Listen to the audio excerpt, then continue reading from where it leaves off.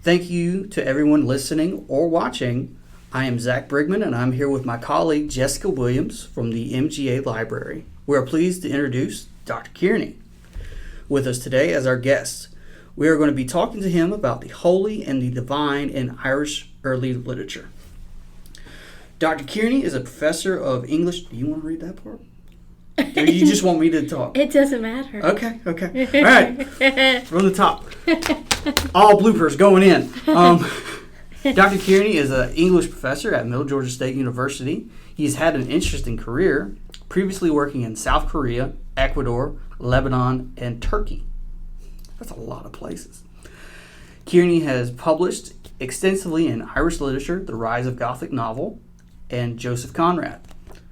Thank you, Dr. Cairney, for joining us, for talking to us today. We're excited to learn about this subject. I will start you off with the first question, which is, can you tell everybody what time period early Irish literature would start in? Well, it's an easy and a hard question. The time period is 550 to 950, more or less, Common Era or AD. So early medieval. That's the easy part. The hard part is that that sends us backwards as well as forwards. Backwards to Primitive Irish and forwards to Middle Irish. Okie dokie. You want to ask the next question? Does the door need to be closed? The door can be open.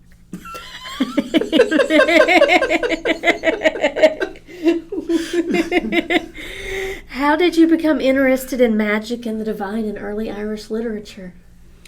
Well, any study of the period kind of focuses it for you because of the nature of the materials that you're confronted with or that you are looking at when you study early Irish history. And the same is true, any study of early Irish history begs the comparison with the time period before 550, which is also the nature of what we have on that, which can be understood, reconstructed, or understood from historical references after the period, or reconstructed from the folklore or from the archaeological record, and all those things from sort of a philological approach on certain words. But in any case, everything Irish at this period is magical and divine. Okay. Okay, well that rolls into the next question. Yeah. How would you define magic and divine in Irish culture? Well, this might be a little surprising because, and again, there's sort of more than one answer, all true. Obviously, in this period, this is the establishment of the church, the Christian church, during and post St. Patrick, which is right sort of dead on to our period, really. So that obviously being an intensive Christian monastic social transformation to a very large extent in many, many, many ways, although you can always argue the point. But so then that immediately implies the divine, obviously with the focus on God in various ways, various traditional ways. And magical because it also involves rituals, which are really, there's no really other way to describe them except magical. But now the thing is that the magical and the divine arguably did not start with Christianity in Irish culture. Irish culture is, if you will, just another Indo-European culture, Indo-European language. Language carries culture. So at this period, if you go to any Indo-European language / culture, you're going to find, and if it's dealing with either pre-Christianity per se, which is a long period of time, because once you go, before Christianity, you have a long way back to Proto-Indo-European, so you're going back 7,000 years there, and of course the clock doesn't stop there, does it? So you have a very, very long period of the entire development of humans, which is deeply imbued, the evidence from all the usual sources shows us that the magical and the divine was very much a part of culture. Okay. Well, you kind of answered question I 4 mean, at the same yeah, time. you kind of answered. I mean, I think you've kind of answered. We're going to be answering a lot of questions as we go along. Yeah. The next question was going to be, where did the notion of magic and divine appear in Irish culture? And we were wondering if it was homegrown or if it was assimilated, if they brought it, if it came from other cultures. Right. What a fascinating question. So, as you look at the development of culture, the lines of development can be looked at as a kind of simply as, you have the Irish line coming out of primitive Irish and pre-Christian culture. And then you can say, well, and then there's also the Christian line sort of coming in from Rome. And both of those are true and also untrue at the same time. The question, the real answer might be to try to corral this answer in a way that's useful, is to say that certainly the native tradition was imbued with the magic and the divine and all those sorts of things, which I sort of alluded to before, and the Christian also. But it's not necessarily an either or separate lines of development, because the Christian practice had always been the result of a certain amount of syncretism. And that syncretism was always in situ. So if you're dealing with any Christianity coming from arguably Indo-European, sounds a bit odd to say that, but from Indo-European areas, Greece, the Christianity, the New Testament written in Greece, it's going to, language carries culture, there's going to be a lot of Greek culture in that, just because it's written at that time, and also because it's written in Greek. So there's going to be a lot of that culture in there. And so there's already a lot of, a fair amount, or to the extent some, syncretism that can be identified in Christianity before it reaches Ireland. And that syncretism is already Indo-European. And then you get to Ireland, and it's just another example of Indo-European culture, stretching back into the Iron Age, Bronze Age, and before, Stone Age, what have you. And so it's all a soup, more or less. But it all comes together, and it is what it is, and it works how it works, and that's what's so fascinating. Okay. So it was kind of like a natural melting pot. I think so. Oh, okay. Yeah, that's a really good way to look at it. That's interesting. Okay, the next question. Did all or most writing come out of Ireland during this time allude to magic or the divine, or are there examples of other texts that did not have these elements? Well, that's also a very, very good question, because I would say in some cases it's more overt. But, somebody who's... if you're looking for it, you can usually find it, like anything else. But I mean, if it's on your radar already and you're looking at literature, just the very fact. I mean, it could just be a word, like we did before. We looked at a word when we talked before, Erlof, and in that word it's already packaged with all kinds of. It's encoded, if you will, with the magic and the divine, and so you might be reading something where, and frankly, this is what's happened, and this is why I'm so interested in taking the approach that I am, because so often you can read translated, and this is another issue, is translation. Yeah. So you're happily reading, Irish, just like I teach my students, medieval Italian. And it's great, and it's what you do, and you do it, and it's wonderful. But you're not really getting Dante, at the end of the day, So I mean, there is that, and so then the same thing with Irish literature. If you're not reading it in Irish, then So what happens with a word like Erlof, which is usually translated as patron saint?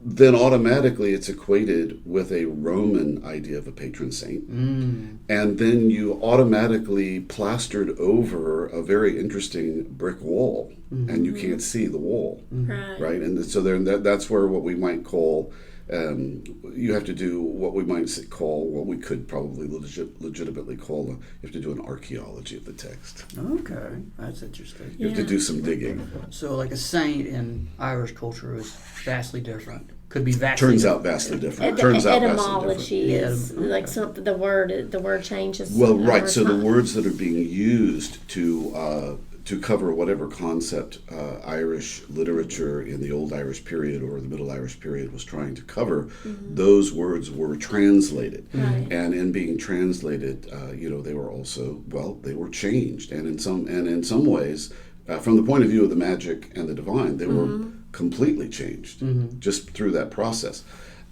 So the assumption that the patron saint sort of covers it, and it turns out that it really doesn't.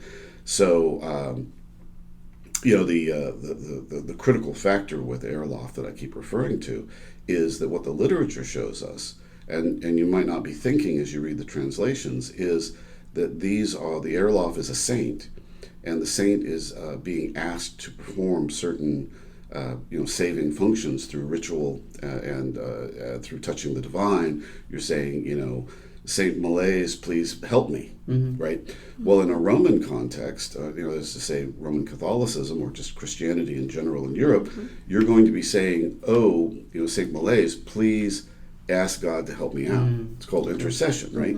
Well, in this case, no. In this case, you're saying, hey, Saint Malaise, come on. You and my family, always been close. Help us out here. Yeah. Help us out right now. There's no intercession. So, and that begs you to sort of look at the pre-Christian and look at some bleed over from previous practice with what they might call tutelary spirits from the pre-Christian, helpful spirits, and spirits of place, which in fact saints in Ireland are. They're very much helpful spirits, being saints, and they're very much tied to place. So there's a lot of, commonality with what appears to have gone before Christianity in terms of localized, family-based, tutelary or helpful spirits. Okay. Not that overcomes the Christian, but it certainly colors the Christianity. And isn't that what syncretism does anywhere? Yeah. It's kind of like Christmas was adopted from paganism. So, can you tell us of who are the most powerful people in Ireland? Can you give us an idea of what the hierarchy with the clergy would have been? Right. Who was the most powerful? Any Irishman with a mouth. Just kidding. No, just kidding. No, I mean their hierarchies are very, very important, and that's another, of course, really good question. And it's a good question to me, too, because it points to the idea that hierarchy didn't come in with the church. The church brought hierarchy. Right. But it didn't come in with the church. There was already the what we call, in English, the Druid order, which is much more than the Magi, I like to call them, because that's sort of their function is quite magical. But the Druid order includes professors of history, professors of genealogy, which is also history and is tied in with the politics of Ireland, because Ireland is based on genealogy. I mean, politics in Ireland was entirely based on genealogy. You've also got a political function. So you've got historians, Olavs, who are also professors of history, professors of genealogy. You've got the Fili, who are what we would call, I suppose, bards, another hereditary class. These are all passed father to son here at this time. It's gender is a very interesting thing to get into, and I would just interject that whoever was interested just had the 1500 anniversary of St. Bridget. And this was a huge event for Ireland and the world, and it became a multimedia thing too, which I'm sure you can still sort of follow. There's a Facebook page, Bridget 1500, and they just did a lot of stuff there. It's not far from Dublin in County Kildare, where she has always been, localized there. But and I only bring that up because she's so important. And in her work and whatnot. So definitely there is, if you want to look at it from a gender point of view, there's a lot of interesting things to look at. But generally speaking, we know the Catholic Church, we know the tendency is obviously priests are male, and so it is what it is. So that's what it is. So but the hierarchy was there.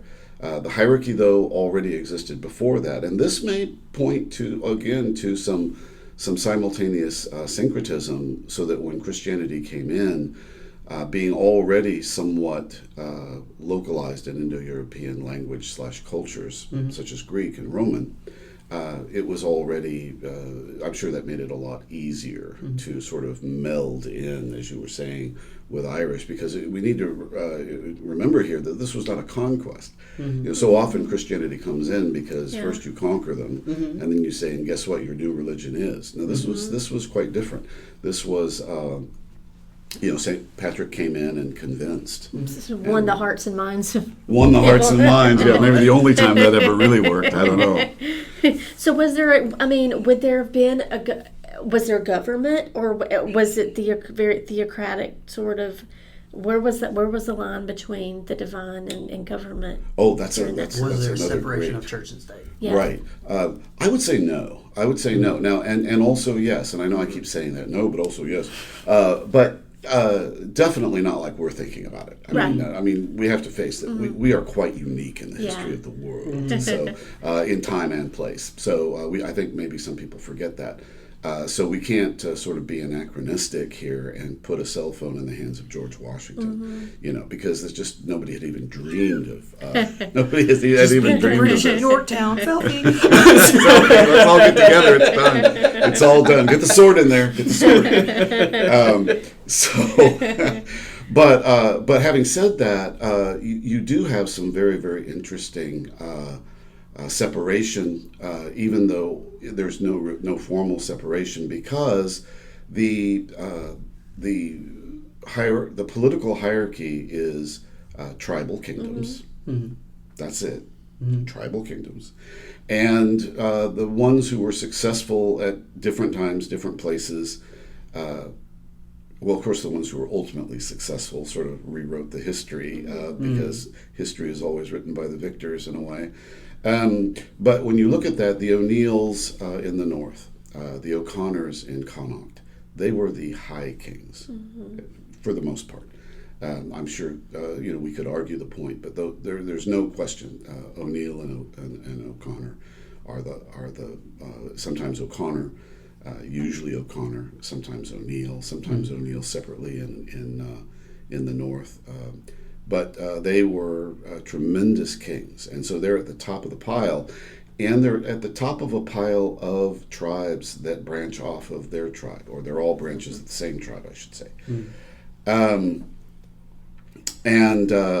But then also you have, in terms of the hierarchy, you have subject tribes who are not part of the genealogical political structure.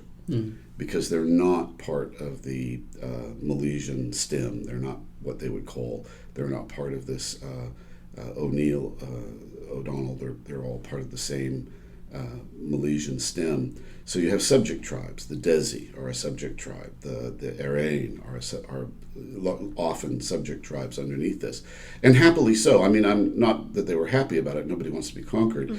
But it was not sort of, once the battle was over, it's sort of like, okay, we're all part of this organization called the kingdom, and they would often make fake genealogies for them so that they could be part of this. So, there was an effort going on. Now, that's political. Now, how does this match with the hierarchy of the church? Well, because there was always a strangely, and heavy quotes on this, a strangely democratic aspect to high kingship, or any kingship, sovereignty by a person in Ireland, because it had to be approved by the tribe. And not by vote, quite, but it was still there. And so if somebody really wasn't a fit candidate, there were others. There was a pool. There was a small, but still not one. So it's not primogeniture. We always hear about primogeniture, and this is the English tradition, isn't it? Well, this is not the case in Ireland ever. There was never primogeniture. You had anybody whose great-grandfather was king could be king. So if you had a big family who had big families, that could be a sizable number of people. I know here in Cochrane, I know some great grandparents who have a lot of, Right. and any of those people could Right. be king. So then you look for the best one. You look for the one who has the most supporters. There's an old proverb in Ireland translated as wealth for rulership, wisdom for the church. Sort of which pathway do you go? Well, if you're wealthy in terms of supporters and in terms of cattle, cows are essentially the unit of wealth in a way. That could be argued, but basically, if you have a lot of supporters and you have a lot of cows, you have a big, strong tribe, and they all agree with you, then you're pretty much good king material right there because it's already set up. Now, where does the church come in? They do respect, by and large, the edicts, or for lack of a better word, of the church. So if the church is saying, hey, this has got to be done, the people buy into it. That means the tribal base buys into it. That means the king has to buy into it. And we see this in the ritual surrounding inauguration. Yeah.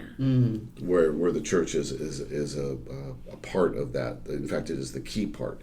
The actual inaugurator is, and that's just an example. It's not meant to be imbued with too much meaning, but it does become evidence of, not cause of, but evidence of that close relationship between any king, including the High King of an area, or Ireland, High King of Ireland. The interesting thing is, though, in terms of hierarchy, is that you had the High King, but you also had the chief ecclesiastical person over the whole island, potentially, and that was Patrick. But now, after Patrick, we move into a period where the local, you might say, encourages the monastic, and so it's an abbey system. It's because they're all very local. And so rather than an episcopal structure based on, which is what St. Patrick had, where he was essentially the bishop, the archbishop of the whole island, now you have a lot of different lights all over, which are abbeys. Now, having said that, politically, certain kings would align with the church that represents in Armagh. The church in Armagh in Northern Ireland was always Patrick's church. So after Patrick, it carries Patrick's torch, if you will. And so many people said that's the top church. But then other parts of the island did the same thing with St. Columba. Okay. And so then they said, well, no, he's top dog, to use interesting language, and then so it's like that. So there were a lot of politics going on, but the idea that the church was very important and that the church's ideas and rituals were very important, nobody argued that. I think that can generally be said. Okay. Well, that rolls into the next question is, you mentioned St. Columba and Patrick. How influential were they in the evolution of Irish culture that is shown in early Irish literature? Wow, it's just amazing. First, sort of the general answer to that is that there was a cultural shift, and I'd rather than a cultural shift, because there's so many shiny objects. I mean, when you do Mass, there are lots of shiny objects. So there are lots of shiny objects, literally and figuratively, but it might cause you to miss the point, and you got to keep your eye on the football. And what's really going on is that everything in Ireland, there's a continuation of the magical and the divine, and everybody buys into it culturally. So it wasn't a shift, although it was. But I would say that it was a sort of a development that isn't necessarily a shift, but more of a development in a certain direction. So there was a process going on where whatever was going on with the archdruid, there was already an archdruid and a total hierarchy amid the professors and brehons, the lawyers and the fili. All those were already spotted into a hierarchy. So that already you were ready to kind of take on the religious hierarchy because you already had a hierarchy of the intelligentsia. And the church becomes just another fixture in the intelligentsia of the country. They were already putting their smart people into the priestly classes of druids. And so when the new way came, more than a clear shift, it was more of a development. It was just the next became an easy development. But the more sort of wow factor here is that the monasteries did cause a shift, because with monasteries came first Latin writing, and then very quickly Irish writing in using Latin letters. And what you wouldn't necessarily think about, which becomes just potentially just kind of blows you away when you realize it, what these monasteries were. Not Episcopal, not bishops. Abbeys, monks, monasteries. These were factories. For writing? For books. For books. Oh. For books and writing. Libraries. Libraries, the and, first libraries, leading right to the first universities. Right. Leading right to the first universities. And now, so that was going Libraries on. aren't important. So there's that, you know. Right. I mean, it's just amazing, you know, to see that. And of course, it was not just in Ireland. That was going on in monasteries all over, let's say, Europe, for example. And probably not just Europe, because you have the Georgian tradition of writing and in Syria. But, you know, if you think about what was going on in Europe and the monasteries. But in Ireland, monasteries were book production factories. And they even say, and I don't know why they say it, but I don't want to disagree with it, but they say that the most important, I don't know exactly how they say it, but artifact of Western culture, sounds pretty cool. I don't know who the judge of that is. Yeah. God himself. But it is a Bible produced in Ireland. That's considered to be and so what that is yes, it involves writing. Scribes, you know, obviously no printing press, no digital technology to reproduce. So it's scribal, but that's just the tip of it. What you had going on at the monastery was metal production for fasteners, for the case that went around the Bible, because they took care of it. You had the production of ink, very big deal, different colors, because they were very colorful. So the production of ink is very important. The preparation of vellum, calf skin, which is a process that starts with the cow and ends up, there's a stretching process, there's a curing process, there's all that going on. The production of the pens, the scriptorium, the building of the scriptorium where the monks can sit and do their work, because it's not a 5-minute job doing this. And so the Book of Kells was the one I'm referring to, is, you know, it's just a fabulous piece of art reflective of a culture. It's also a fabulous text, but they didn't do solely Bibles. They copied medical texts from Egypt. So these people, another part of it was educating these monks to be multilingual so that they could, so a scribe was not, you know, just a copyist, he was a linguist. He had to be. So what is your specialty? Well, it can't just be one language, because then, unless you're just copying a Latin text and then making another copy of it so you can take it to another monastery. But if you're going to actually be translating Egyptian medical texts, then you've got to know Arabic. Right. Obviously, Greek and Latin is very, very important. So if you have Greek and Latin, you can do a lot of translating. So books would come in. A lot of the monasteries were near the coast. Books would be brought in as very coordinated. They would bring in books, then they would be copied, and then the original would be sent back to the library. It was library borrowing, which I am still benefiting from. Right. You know, so. So how many monks were to do this much? Was there a must have high been- literacy rate in Ireland, or was this just something that they wanted to do?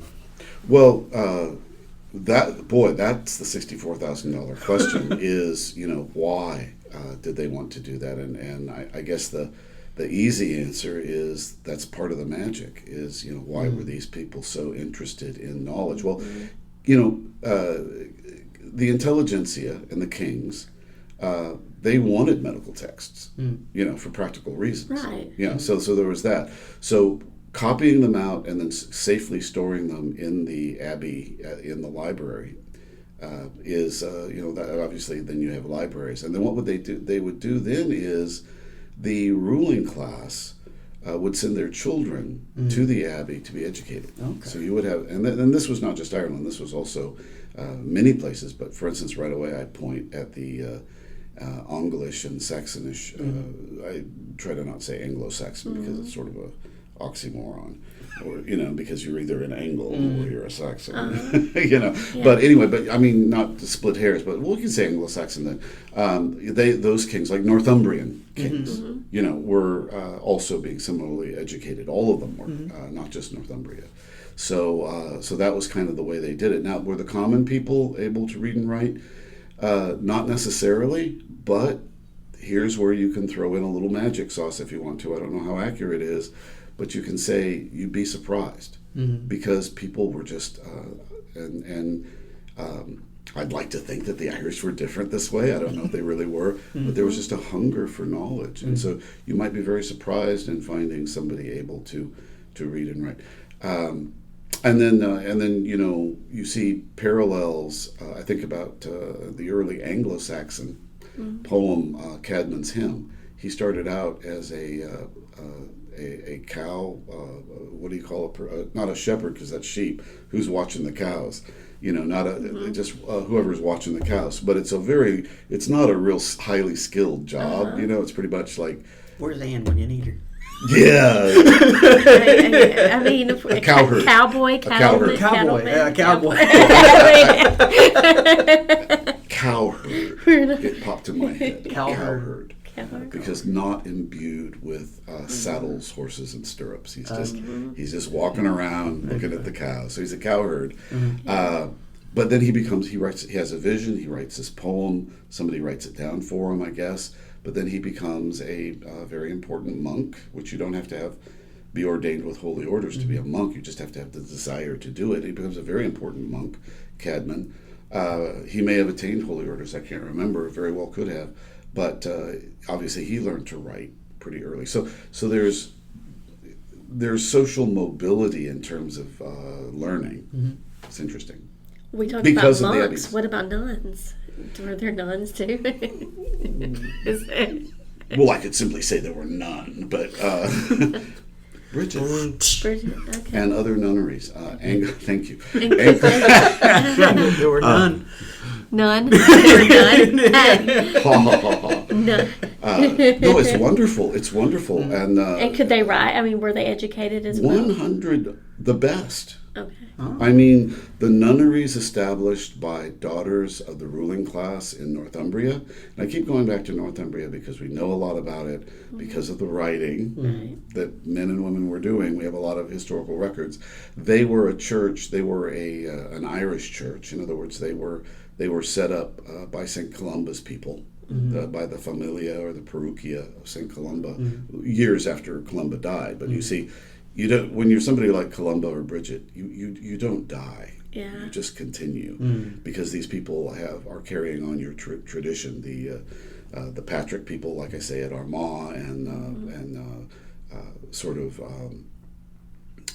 establishments of Armagh. Armagh would set up monasteries hither and thither that would all be still tied to them. So they would call this a familia, or you could say a parochia.